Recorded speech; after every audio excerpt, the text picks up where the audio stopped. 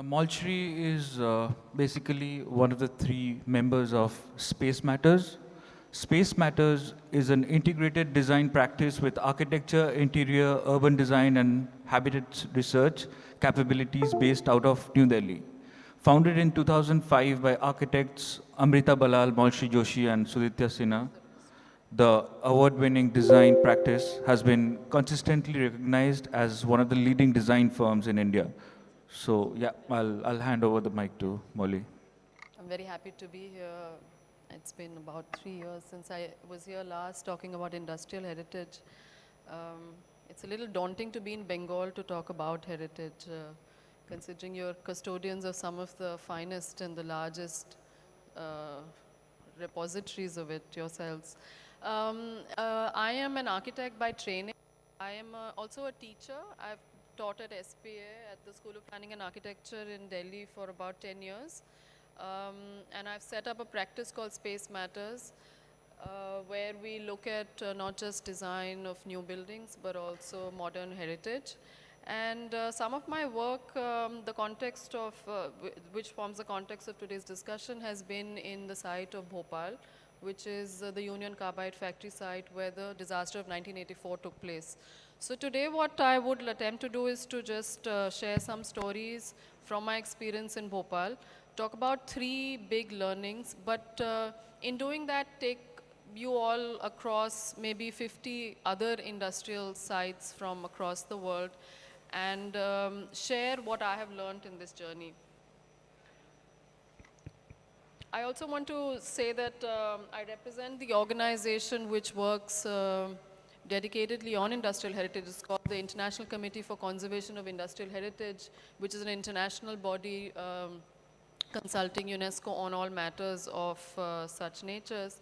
So we are a small group in India, and I encourage all of you to look at the work that Tiki is doing.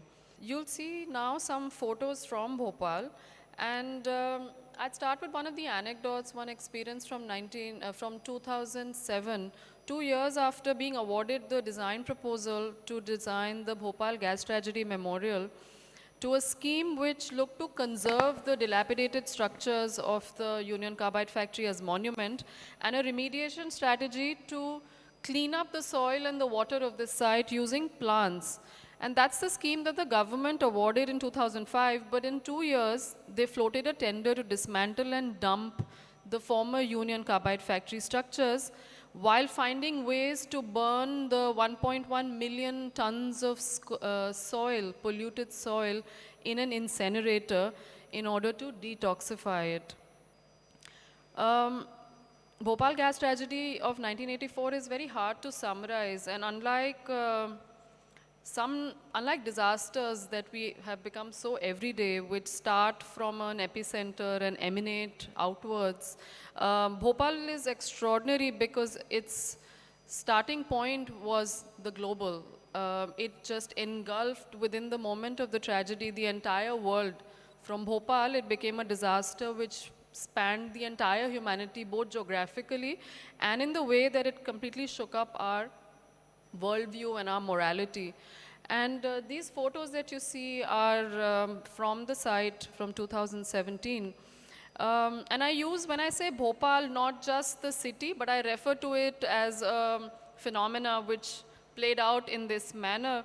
And the immediate impact was more than, I mean, you all know what happened, so I won't get into the extents of the tragedy in terms of its loss. But what it really did is that it completely changed the manner in which we were imagining our present and the future. It engulfed and it put together differences, which is cities and countries. Suddenly, India and America, Bhopal and Dow Chemicals were put in front of each other. They were collapsing, cooperations and communities were coming in conflict. And the whole thing is a kind of an entanglement which became a blur. Disasters of this nature, like Hiroshima, like what happened in Chernobyl, like demonetization, okay, that's a joke, but these disasters have a way of blurring our existing boundaries, and something like this hadn't been experienced before at that scale. These are the sites. Parallelly, what you see is the situation in Bhopal outside the Union Carbide factory today. Um, if so it is in this context that 2 years ago I visited the site with the custodians of the factory. There's an entire department, and while I was talking of the blurring of boundaries, what is very interesting is that Bhopal also is one of the only tragedies with its own minister of state.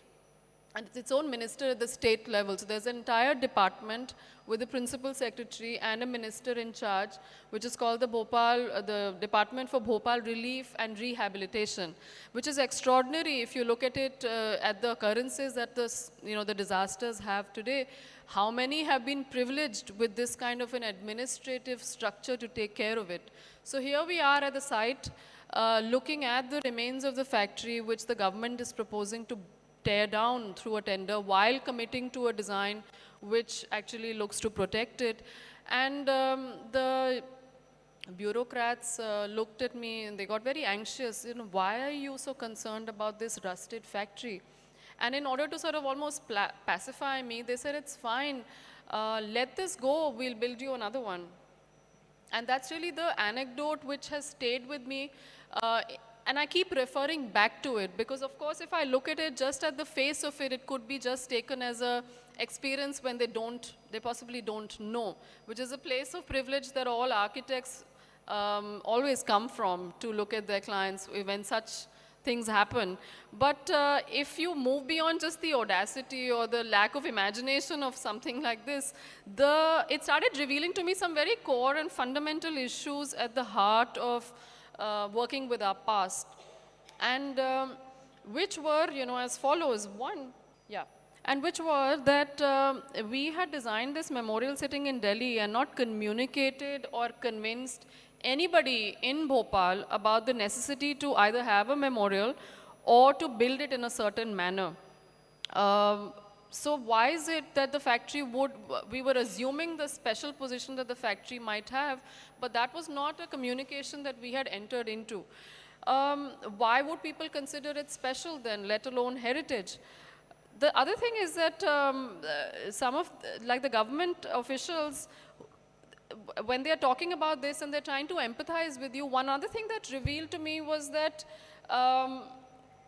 they don't have the the language that we express in the design, saying the design is very granular, it's very, it evolves with time, it's sustainable, it involves the community. These are things that we put in our drawings, and they, in a way, privilege ourselves above a stakeholder community. And how do they really translate into action is not something that architects care to communicate in their designs. And why would we assume that they would understand this idea?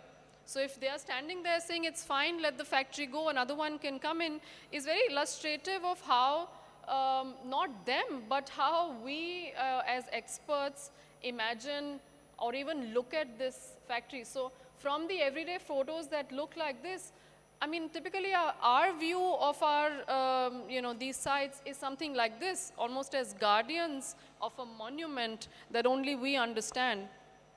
So, this guard standing in front of the Union Carbide factory and this anecdote was very revealing to me of our own privileges and the space that we come from in trying to talk about what is of value to us. Why should it be a conversation of the past?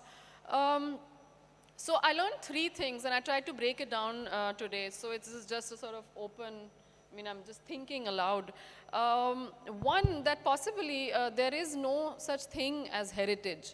I use this phrase openly, but it's actually a misrepresentation of a pretty famous paper written by Laura Jane Smith and Emma Waterton.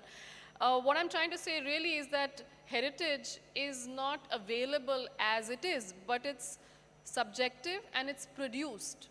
So if I look at the comment of the bureaucrat, I think what it reveals is that it's not readily available to us to presume. It's something that we have to manufacture together through a series of negotiations. It's produced, therefore, by people. It's produced politically, and it's performed over time. So it's actually a performance, which is the process of performing this is the heritage, and not the thing in itself, which we ascribe sometimes, extraordinary value to, which is the structure or the architecture. So for a person who suggested that we should reconstruct it, he was using his position to negotiate the kind of contradiction he has in his mind. That, okay, if you're saying it's important, maybe it is, but it's also really ugly. So if heritage and the past is a thing of beauty, and here I am trying to look at something ugly, but sure, I understand your sentiments, then he's actually taking a step forward, a step outside of his comfort zone to negotiate this kind of contrarian notions which heritage in itself is creating. So I realized that perhaps this conversation also reveals this very discordant, dissonant, difficult idea of heritage, which is a part of what heritage is. It's us who possibly sanitize that narrative and say, nahi, ye to bahut important hai. But arriving there requires a series of, crossing several bridges, and sometimes many conflicts over which we have to sort of experience them to imagine whether the outcome of it will be preservation or not. So this kind of a comment left me, one, with this understanding that there is no such thing as heritage. And therefore, if that's something that we are co-producing or producing mostly unilaterally, then what does it have to say for the intellectual, moral, ethical, theoretical capacity of the practice of conservation itself? Because it's not something that is available to us. We are putting it together, and therefore, what does it say about the difficult nature of heritage? How are we going to define heritage for ourselves from such experiences? This is a question or a kind of a opening into, how I could engage with a site like Bhopal by not just rejecting outright what a bureaucrat is saying, but by looking at it as a way to understand what heritage is really saying to people. The second is, I think this photo there is very revealing, because this is a typical, this is a basti outside the Union Carbide factory. It's hard to imagine that this was the site of one of the world's worst industrial disasters. These children are playing, the factory just stands there. And here we are as architects presented a 77-acre contaminated site with these remains. What are we going to do? What action will we take? And I appreciate Manish saying sometimes you do nothing. So the gut feeling was that we do nothing, but we said, what is the meaning of these structures? What are they saying to us standing there like this today?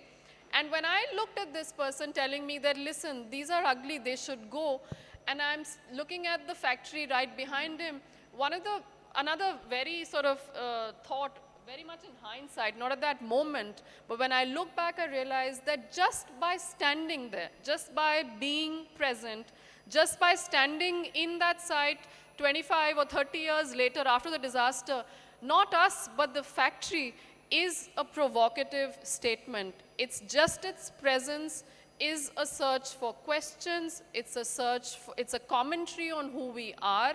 It's provoking us to ask difficult questions about our past, looking at difficult questions of today, which is that the site is also continues to be extremely polluted. The soil and the water is still, the toxins that the pesticide factory left behind are still present in the soil and the water and moving through the neighborhood. So we have inherited not just a baggage of the past, but a present which is dangerous. And here we are with our children. So just by standing there, the factory is speaking very silently, but it's an act of rebellion, because this is not what heritage is meant to look like. But it is there, and it is valuable to a lot of people. And if it's not valuable to them as a prized possession, it definitely has the capacity to tell hundreds of stories about what happened and what is the kind of future that we are creating. And so for me, that was a moment when we said heritage is also something that can be then produced together. Because here is a man being also very provocative by saying, pull it down, build a new one. What's the problem? It's a metal structure. And I said, yes, if this is something for us to consider, and heritage is an act of manufacturing, it is possible to reconstruct a lot of this together. But what of the values or the, the ethos of what we are trying to do? So, I mean, these are just I'm raising 3 questions that came to me from this conversation, and then I try to also answer them in some way. And what was interesting in this discussion was that the factory has refused to go away. It's slowly dilapidating, but it has stood. And while we thought it's standing there because, it's so historic, it means so much to the community, what these conversations revealed to me is that it's not love for heritage that's preventing this structure from going. It's legality which is holding it to the site. The site, which is very polluted, continues to be one of the long-running battlegrounds for justice and for clean environment. And because this case is in the courts, the factory cannot go away. The factory is a witness. It's the evidence of the murder that took place. So when you're looking at this, there is this extremely uncomfortable but extremely crucial link between the landscape on which this building is standing and all of that which you cannot see, the invisible pollution, the water which is polluted, the trauma that's around. You cannot see it, but that's really what holds this building together. Otherwise, it could have gone long ago, and you wouldn't really see in the bastis that there's even any visible sign. Now you have some graffitis, but there's no visible sign that this disaster took place here.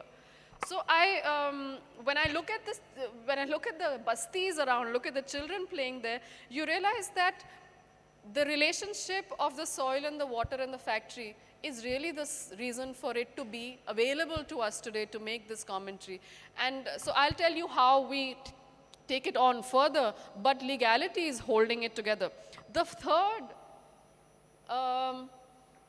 third insight from this conversation at site saying why should we preserve it, I started looking at what is the architecture of remembrance all around us. It's a tragedy that we remember, of course, but how do we commemorate it outside of this factory site? What's really the architecture of that memory? And these photos that you see here are from Bhopal. In this extremely typical housing colony about a kilometer from the site is the only museum till date on the tragedy, which is called Remember Bhopal Museum. And I know, Shantanu, you're familiar with it. It's put together by the survivor groups, and it holds together some of their memories of not just the tragedy, but of the activism that has followed the disaster since '84. So it's a very special place, but this is what it looks like. It's a plotted house. In the driveway of the house, you see, this is when they start telling the story. This is the living room converted into an exhibition space. It's through those telephones that you can access the sounds of the disaster by being able to speak, being able to hear some of the stories of what happened. There are belongings of people who died, and this is how their stories are put up. And I'm interested, and I'm asking you to also look at these carefully, is not at the narrative, but the space in which the narrative is being played out. Very interesting, because it's also the only memorial till date of a tragedy which touched everybody, which continues to touch everyone. On the same day is a commemoration Sabha happening in the center of the old city. This is the 33rd anniversary, held also by some of the survivor groups. So Shamiana is put, park is converted into a memorial meeting. And this is a photo from the studio, the photographers who own possibly the only and the largest archives of Union Carbide. So when the factory was being constructed, when it opened, the employees, how they went to work, where they lived, their clubhouses, the dinners that were hosted by their wives, all of that is being captured by Mr. Kamlesh Jamini and his father. And they hold that archive in the house of theirs in the old city. Again, please look at the architecture of remembrance here, just as a glimpse of which you get through these photographs. So here are the people aging with time, but holding possibly the most valuable set of photographic library on this subject. And this is the other Sabha playing out the same day in, it's called, I forget the name of this very modernist building, but this is where every year the government of Madhya Pradesh does a Shok Sabha on the morning of the 3rd December, and this is a all religion meeting. So you have, so again, please look at the architecture of the space. The heads of the state, the ministers, the principal secretary, etc., are on the stage. You have representatives of the 4 religious communities, all of them men and old, and addressing a group of largely a lot of men from the government offices which have been invited to attend these. Fewer also are some of the people who live around. But this is the architecture, this is the theater within which we are performing the memory of the tragedy.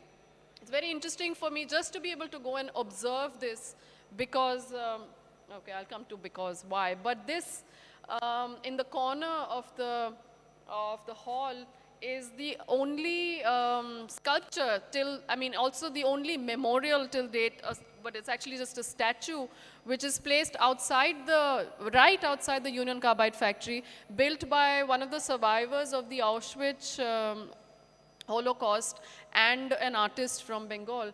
So for the longest time, this was the only memorial. But it wasn't a space which could hold people. It's an open-air sculpture till we built, as a city, the Remember Bhopal Museum. And the replica of this memorial, something that couldn't find place within the site because the site has been close to the city for several decades, and it rests right outside the boundary walls, almost as an act of rebellion, looking at the factory, and it's a small sculpture, has now been co-opted by the government to be, made a replica of for their own memorial. So it's a very complex kind of narrative where, I mean, the optics of it is very interesting because this is also a response against the state and the authority of the state to build a wall around the factory and keep people out from accessing the site that they ought to. This is how, so that was Bhopal, this is not. And the 3 things were one, so the third one that I said about the architecture of the memory making, the thing here for me, the takeaway was that we have a huge history of the Bhopal gas tragedy, but it's a tragedy which is without geography. It's being played out in spaces, multiple spaces in different ways outside the site, but we have no access and we have no understanding of the ground zero itself. So there is a complete erasure and also overlooking of geography in favor of history, that narratives can be manufactured in other sites which are not the site itself. And I use that as a way to also go back to the power of sites, this power of spaces which have witnessed events. And I use these 3 understandings to do 3 things, which I will come to through maps, which are my favorite tools, also a tool of comfort for architects, to use maps to look at how we can make access or how we made access into these challenging questions that the tragedy raised. The first one, and that's linked to this image, so I have another small story to that. I'll take a few minutes. This is in Firozabad, glass making, a bangle making factory. But why this came back to me when I've been working in Bhopal is because when I was in class 8 or 9, one of the visits that we did along with going to Agra was go to a bangle making factory.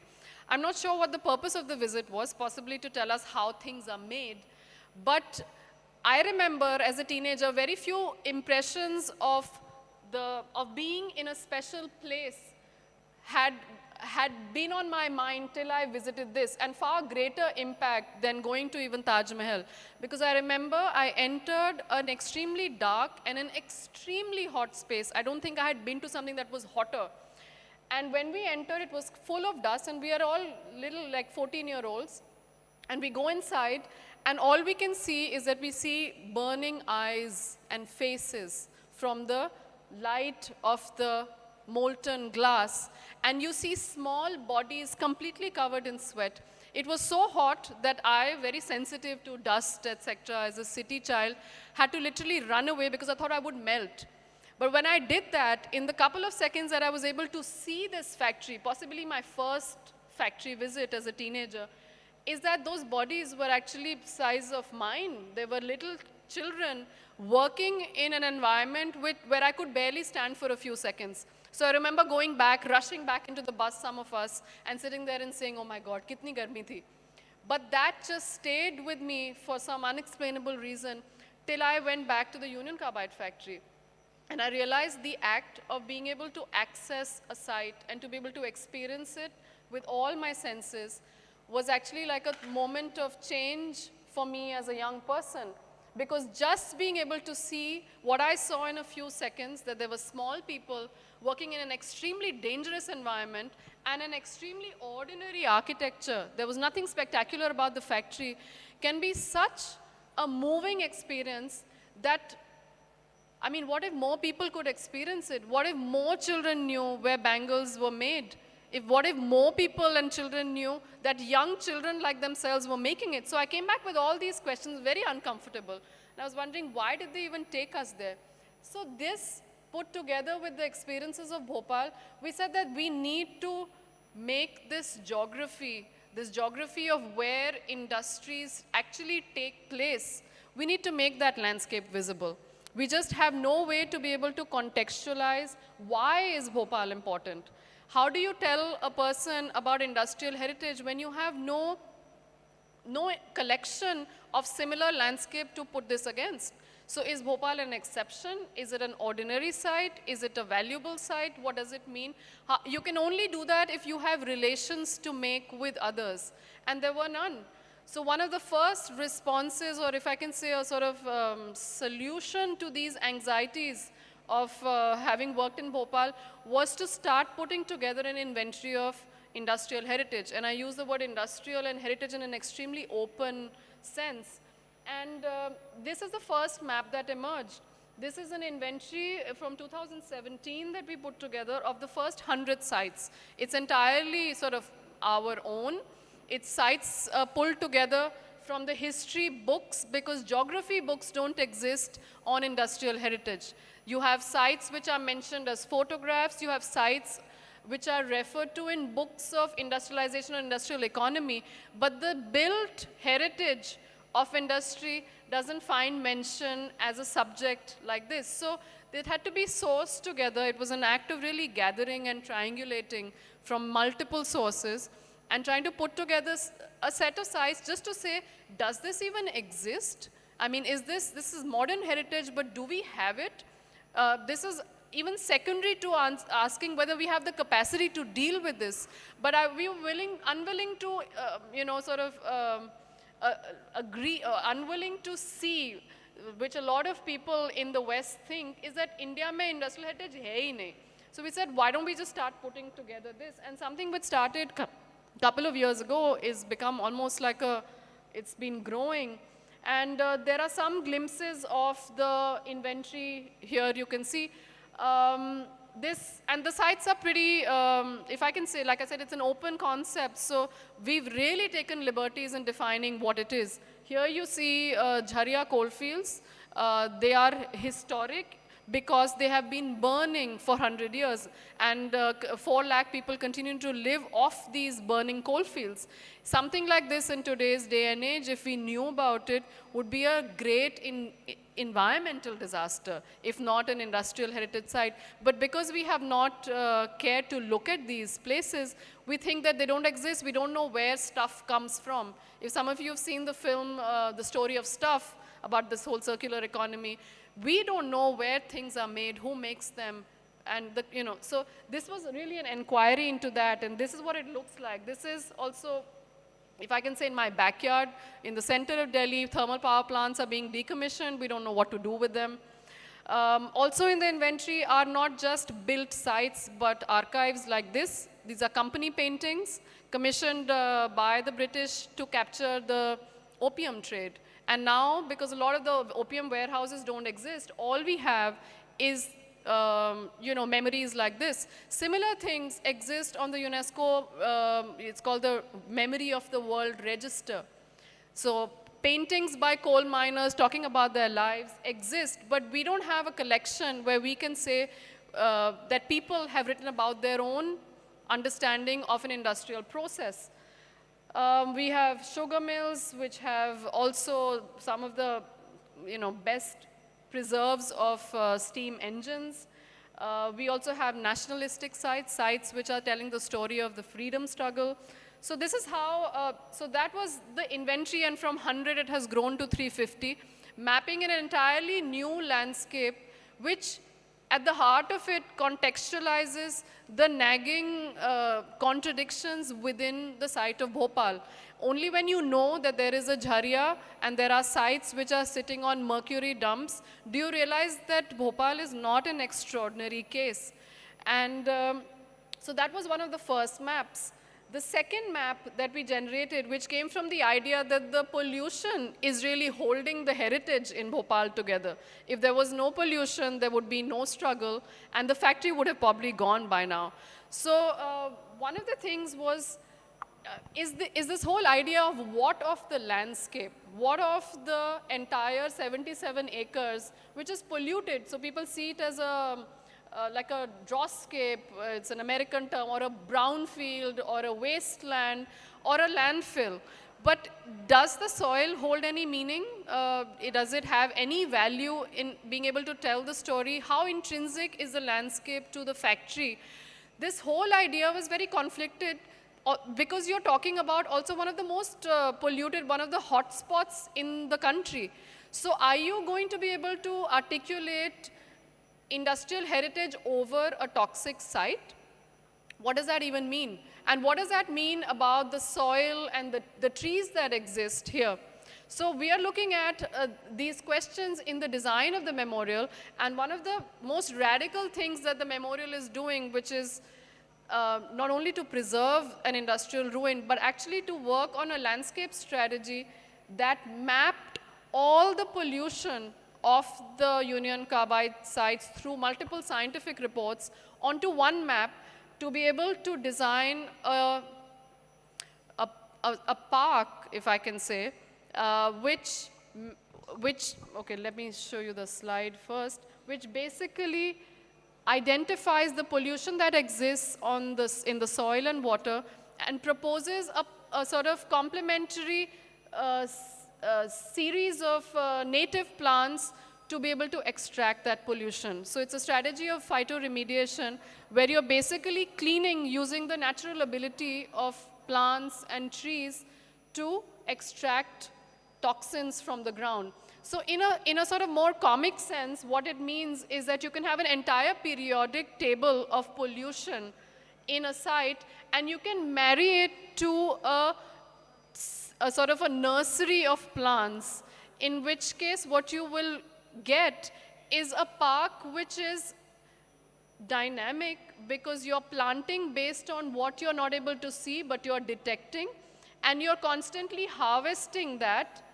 to be able to clean the site over time. So it's a very simple idea, but it's a very complex architecture for a lot of people to imagine, basically because in 35 years of the Bhopal gas tragedy, we as a country have not been able to agree on what is the pollution on this site. We have so many reports from various government and non-governmental organizations, but they're all contradictory. So basically, there's been no conclusion in what is it that exists below this ground. And if it does, which it does, how should people like us work with it? Because we only work with things that we can see. We can't see the pollution in the soil and water. But, so the thing here was to take an ethical stand that if we can't see it, we are not going to be able to wish it away. We're going to have to work with this uncertainty, which is a scientific uncertainty, because not only is the reports are not just poorly done. This is like a cocktail of pollution on soil. So if you pick something from this part of the landfill, you may get like a peel of banana, but if you pick something else here, you'll get a cardboard. That doesn't mean that the entire site is full of bananas or cardboard, but that there is no clear pattern in doing it. So and we're able to say this only by able to transfer all the reports to this map, and I have no time, so I'm just going to really run through it. But to the right, what you see there are the various reports done by government agency, and on top what you see is a list of chemicals. What we're able to do in this map is to be able to see all of the certain spread of a certain kind of chemical, or to be able to compare reports. What happened when NEERI took a sample from here versus Indian Institute of Toxicological Research? What happened when they picked up the sample from the same place? Did it match? And if it didn't, what does it say about the nature of contamination? So if we're able to get a pattern of how this pollution, which is also a heritage of this site that we have inherited, we are able to characterize it, we're able to imagine how it looks like in space, then we as architects are able to design a landscape strategy to deal with it. When scientists or engineers are dealing with a problem like this, the immediate response is either to remove all the soil and to put it in an incinerator, which sounds absurd, or to flatten the site and make a landfill. And we said, no, none of these will work, because this is a site of memories, and the soil, which holds the testimony to all of this, including the fact that we as a country have not been able to clean it up in 35 years, is also a heritage of the Bhopal gas tragedy. And we said that soil has the capacity to communicate. This is an amazing photo which came out a few years ago.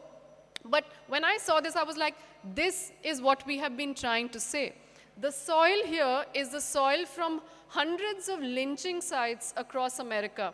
And some thousands of people have died, as you know, in the American Civil Wars. And somebody, this is called an equal initiative, equal justice initiative, have put together soil samples. They have just gathered soil, which they're saying soil seeped in blood, from all these sites, and just put it up as an exhibit.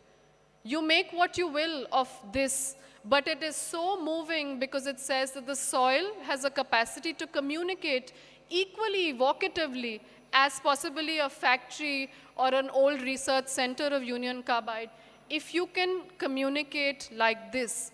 And we said, this is what we are saying. Why would you burn this testimony in an incinerator?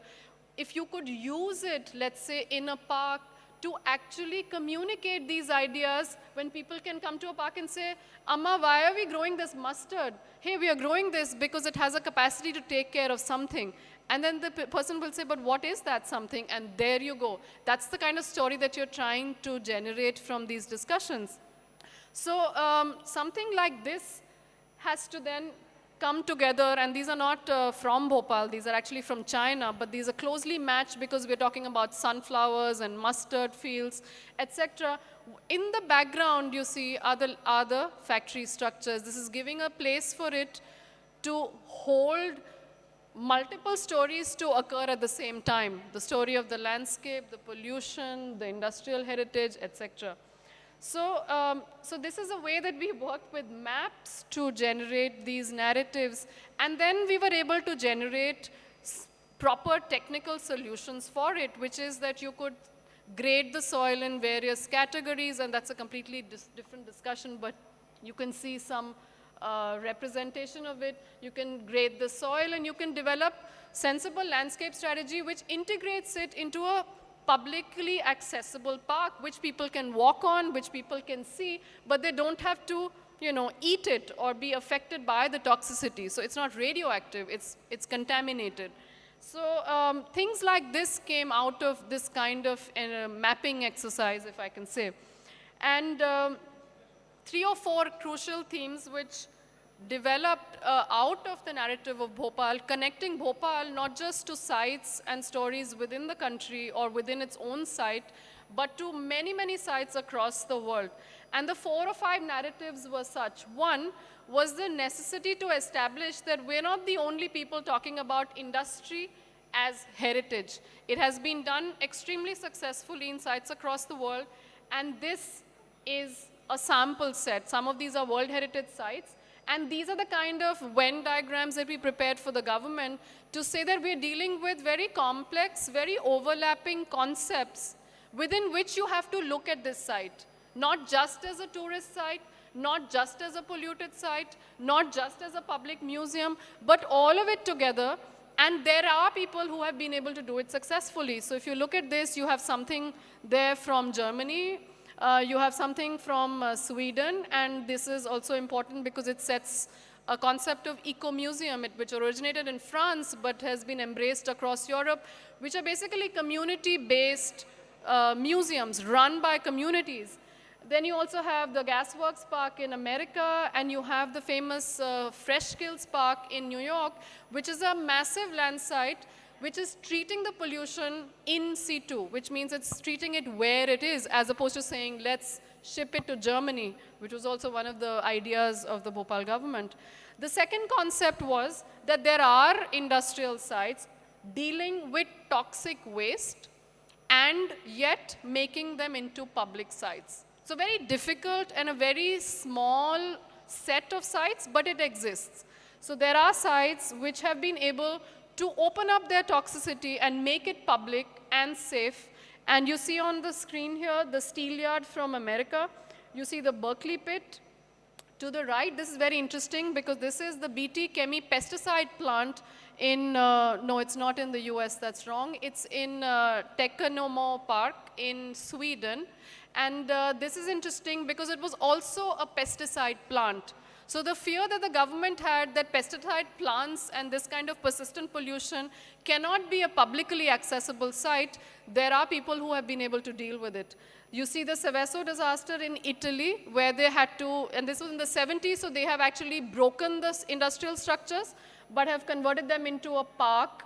And there you see, that's Homebush Bay, another dioxin pollution, also by Union Carbide. So we were also able to find a whole map of sites polluted by Dow chemicals and Union Carbides suffering from similar problems.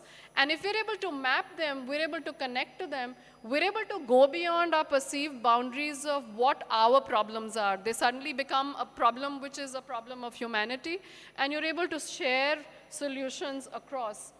Another great theme, and it's a theme which has been discussed from several disciplines, is the idea of dark heritage. You, I'm sure, understand it as it means here, but the idea that dark heritage can become sites of conscience, sites that keep our conscience and keep our memory of things that we ought to remember, even if we don't want to remember them.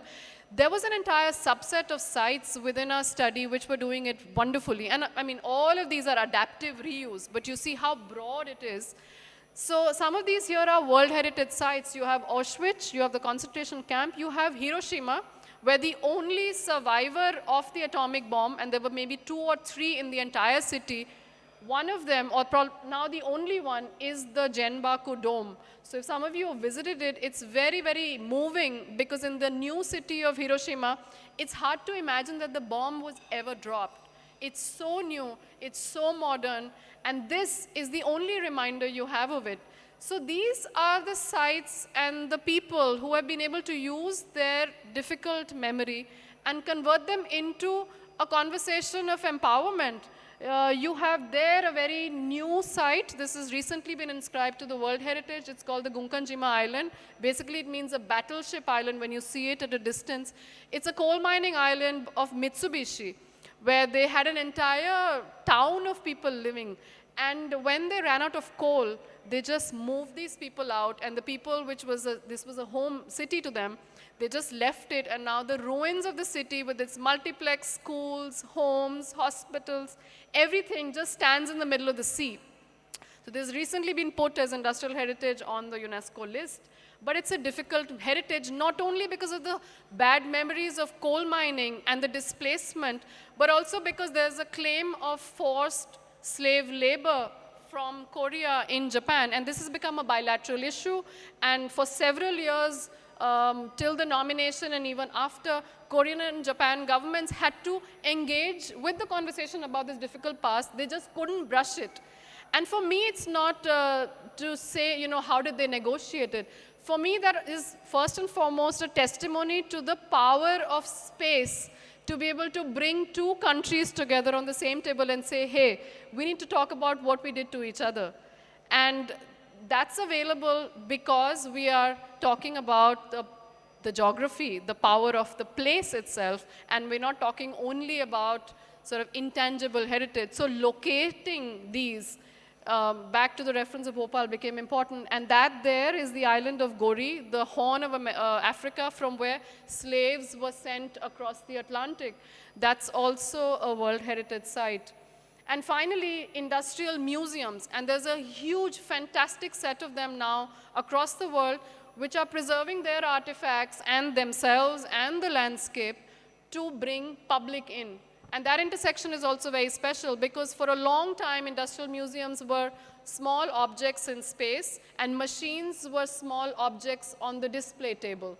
But these are extremely immersive museums, and they actually are able to demonstrate, like the one there called the Verket, which is the Museum of Work in Sweden, actually will tell you how we used to live as people, working with our hands. So it's a set of these. On each of them, you see on top, UCIL, which is a Union Carbide site, is overlapping. And if I open this up, there's like 50 sites with so many stories. All of them can be localized to Bhopal, and that's the power of place. You can narrate stories of slavery and also of lynching by only standing in Bhopal. And that's very special. And finally, this was done in 2012. The Indian scenario was only opening up. It's still opening up. So we didn't have a very clear agenda on what India is conceptualizing as heritage or as industrial heritage. So you see very disconnected examples came up. One was the Darjeeling Hill Railways, because it's not just a technological heritage, but preserved as a historic landscape. The second is how Cochin has dealt with its industrial heritage, turning it into a biennale and making it extremely public. And then some of them there of how remediation is being dealt with by using plant-based technology. What's interesting in the Indian scenario is that the two sides have not been able to meet. We are only dealing with pollution and scientific address, you know, how to find scientific solutions to that on one hand, and on the other side, we are dealing only with preservation and questions of community, etc. And the two have not been looked at together. So at a global level, this is the kind of solidarity, you can say, or a kind of sister site network that emerges just from one site called Bhopal. And in all of this, last bit is that, I mean, I don't have much time, but just that in doing this, what it did as one of the biggest changes to us as architects is that it made us into a more open, a more interdisciplinary, a more reflexive practice, constantly looking at why are we doing this, and also working with a huge range of people. We're working with scientists and botanists, but also preservation people, amongst all the other things we do, and to be able to put our stories out there and be able to tell them to the people. So I think what it did, the experience of working in Bhopal, is to make us into a completely different kind of people that which we would have been if we hadn't experienced this site. So that's really the power of place, and that's what I want to say. Thank you.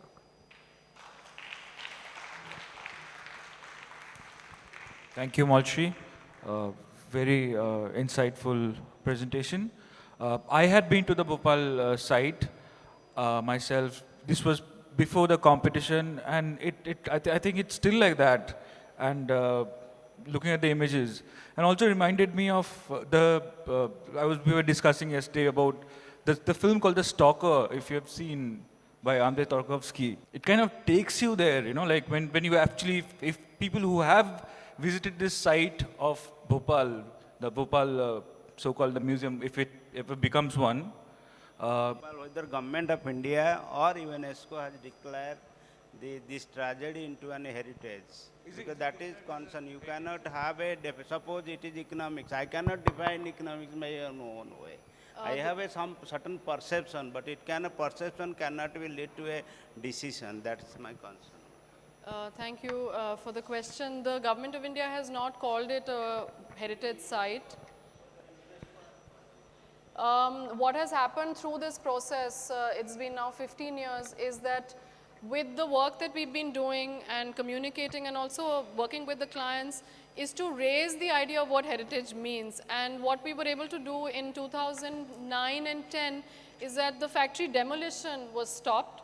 And over the last few years, the government has also reconciled with the idea that we must deal with the pollution where it is, which is a major, both professional and sort of moral breakthrough for me, because for the government to acknowledge that the solution can come from design, from a generalist, from a curator of sorts, which I see our role here as, and we can guide what should be a way to deal with the pollution, is a huge step for them to have taken.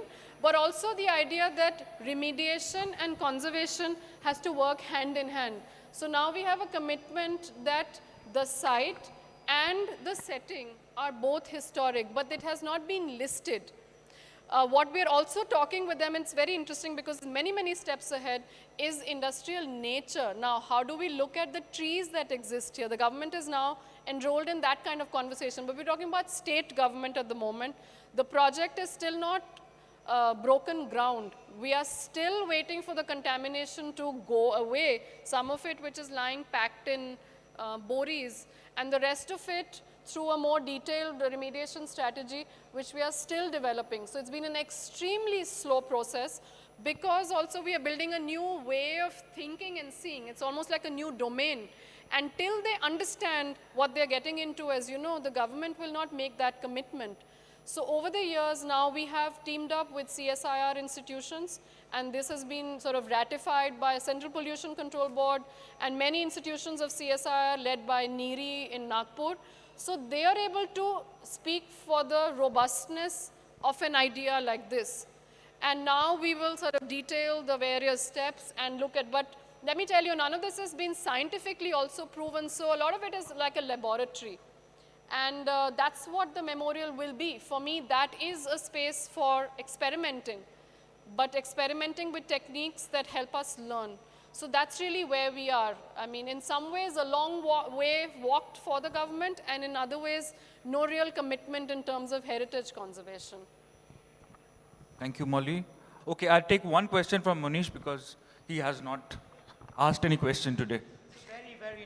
Very interesting presentation. You opened my eyes many fronts. When you say that we are trying to work with the CSIR, CSIR is the Government of India's Department of Science and Technology. They have got a much more greater say and penetration into the government than you and I do, right? Or ICOMOS does. Can it be pursued that the CSIR form a team with this kind of research inputs, not the other way around, which is happening now? I think it will be much faster if the CSIR leads the show. Yeah, you're right, and that's been the more recent strategy for the MP government. So CSIR, National Engineering and Research Institute of Nagpur, is the nodal agency, and they are fronting the technological part, because people think this is none of your business to be talking about pollution as an architect. So they are fronting that part, and we are basically speaking on behalf of the heritage, if I can say, and we are working together as a team. Of course, none of this kind of work, if you look at Germany, their experience has been of 30 years, none of this work is of one discipline. But for me, what has been really a learning experience, that design as a discipline is capable of a lot, and is capable of a curatory role of speaking between different disciplines. That's really where our strength is, and to be able to spatialize the problem, like put it down on ground and be able to communicate, and that's really where we are. So CSI is very much in charge of the botany and the chemistry of it, absolutely. For them, this is also a great new avenue of not just business, but research. And we are next month going to work with the Swedish Environmental Protection Agency to develop the strategy for assessing the pollution on site. Because let me tell you, just the way industrial heritage has not been defined, on the scientific side, working with in situ remediation is also a very new field. So we are going to work with the Swedes next month to really say, how do you do the sampling of a pollution like this to develop a landscape strategy? So it's really sort of learning and taking one step at a time. And yeah, strategically, they're on in front.